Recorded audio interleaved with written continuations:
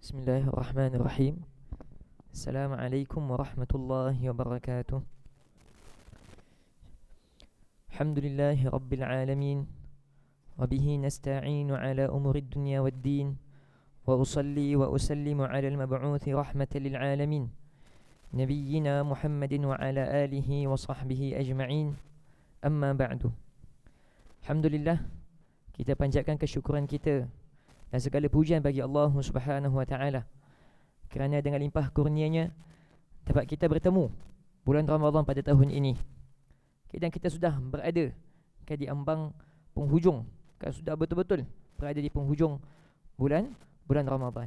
Dan kita berdoa kepada Allah Subhanahu wa taala, ikhwati fillah, agar bulan Ramadan pada tahun ini memberi kesan kepada diri kita, agar amalan ibadah yang telah kita laksanakan membentuk hati kita, melenturkan akhlak kita, budi pekerti kita, akhlak kita dengan Allah Subhanahu wa taala dan juga akhlak kita dengan hamba-hamba Allah Subhanahu wa taala.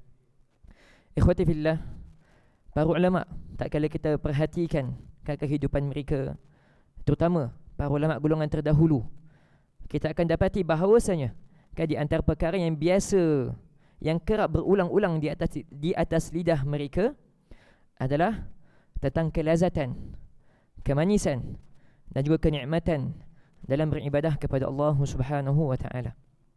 Kerana kemanisan ini ada hakikatnya, kenikmatan ini ada hakikatnya. Ia bukan sekadar sesuatu yang direka-reka oleh para ulama, tidak. Ia adalah sesuatu yang benar-benar dirasakan dalam hati jiwa seorang mukmin, seorang yang menghambakan dirinya kepada Allah Subhanahu wa taala. Kemanisan, cahaya, kenikmatan yang dirasakan oleh seorang mukmin tak kala dia mengabdikan dirinya kepada Allah Subhanahu wa taala. Sebab itu Abu Abbas Ahmad ibn Abdul Halim Ibn Taymiyah rahimahullahu taala menyebutkan, seperti mana dinukilkan oleh murid beliau Abu Abdullah bin Al-Qayyim rahimahullahu taala, beliau sebutkan bahawasanya di dunia ini ada sebuah syurga. Sebuah syurga. Siapa yang tak masuk dalam syurga ini tidak akan masuk ke dalam syurga di akhirat nanti. Apa sebabnya? Kenapa demikian? Kenapa kalau tak masuk syurga di dunia ini tak dapat masuk ke syurga di akhirat? Sebabnya adalah asbab ataupun sebab yang menyebabkan seseorang itu merasakan menikmati syurga di dunia ini, itu juga adalah sebab yang sama yang menikmati syurga di akhirat nanti. Dan Tuhan, entiti zat yang mengurniakan syurga di dunia ini juga adalah zat yang maha berkuasa yang mengurniakan syurga di akhirat nanti. Apakah syurga di dunia tersebut? Syurga di dunia ini yang dimaksudkan adalah kemanisan beribadah kepada Allah Subhanahu wa taala. Dan kalau kita perhatikan ibadah para sahabat radhiyallahu anhum, dan terutama sekali ibadah baginda sallallahu alaihi wasallam, kita akan dapati makna ini sangat jelas dalam ibadah mereka. Lihat sahaja baginda sallallahu alaihi wasallam tak kala dia berhadapan dengan ujian yang berat yang menimpa umat Islam, apakah perkara yang pertama sekali yang dilakukan oleh Nabi sallallahu alaihi wasallam?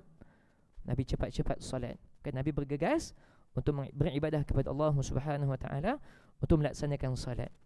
Di situlah baginda sallallahu alaihi wasallam mendapatkan kerihatan hati, ketenangan jiwa dalam beribadah kepada Allah Subhanahu wa taala. Sebab itu Mutarrif ibn Abdullah ibn Syakhir rahimahullahu taala meriwayatkan daripada ayahnya Abdullah bin Syakhir radhiyallahu anhu, bahawasanya ayahnya ni pernah nampak baginda sallallahu alaihi wasallam salat. Ra'aitu Rasulullah sallallahu alaihi wasallam yusalli wa fi sadrihi azizun ka azizir raha min al-buka.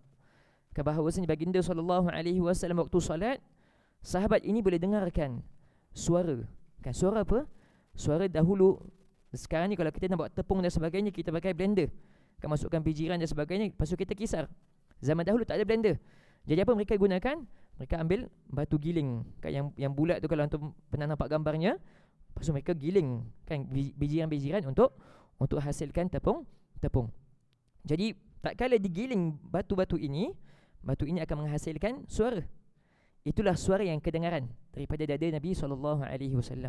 Bahawasanya Nabi SAW tak kala mengabdikan dirinya kepada Allah Subhanahu wa taala, melaksanakan ibadah kepada Allah Subhanahu wa taala, dapat kedengaran kan suara tangisan baginda sallallahu alaihi wasallam.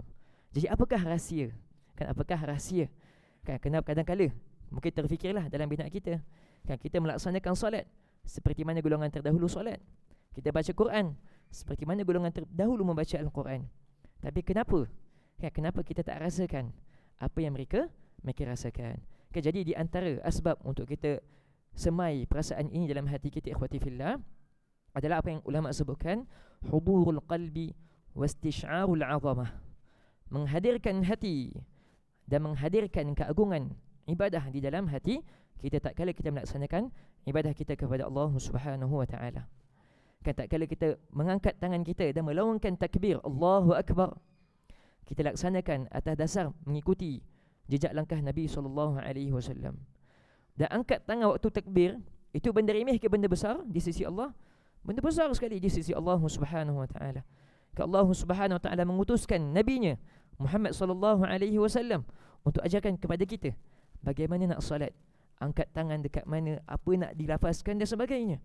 Maka hendaklah kita hadirkan dalam hati kita, tak kala kita mengucapkan Allahu Akbar, seraya kita mengangkat tangan kita, hadirkan dalam hati kita, ini adalah sesuatu yang dicintai oleh Allah Subhanahu wa taala.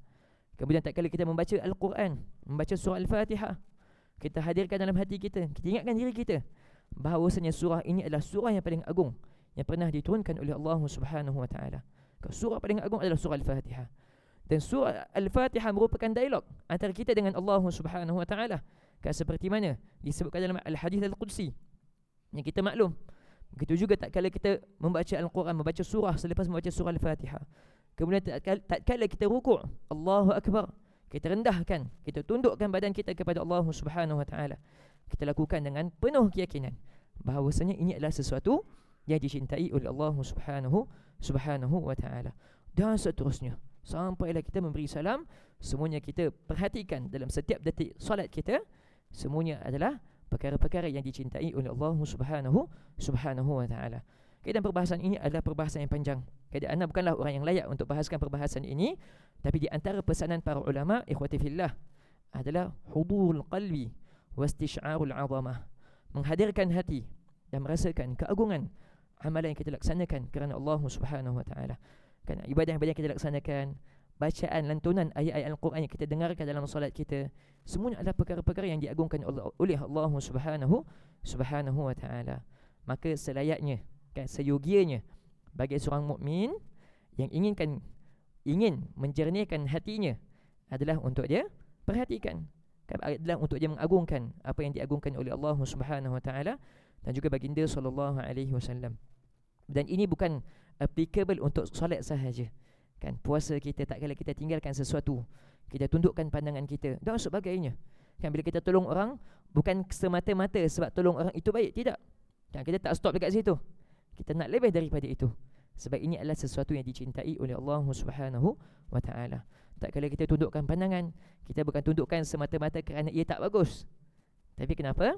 Sebab ini boleh mendatangkan kemurkaan Allah Subhanahu wa taala. Dan seterusnya, keadaan seterusnya sampailah kita menghembuskan nafas terakhir kita. Wallahu taala ala wa alamu bis-shawab. Wa sallallahu ala nabiyyina Muhammad wa ala alihi wa sahbihi wasallam. Walhamdulillahirabbil alamin. Wassalamu alaikum warahmatullahi wabarakatuh.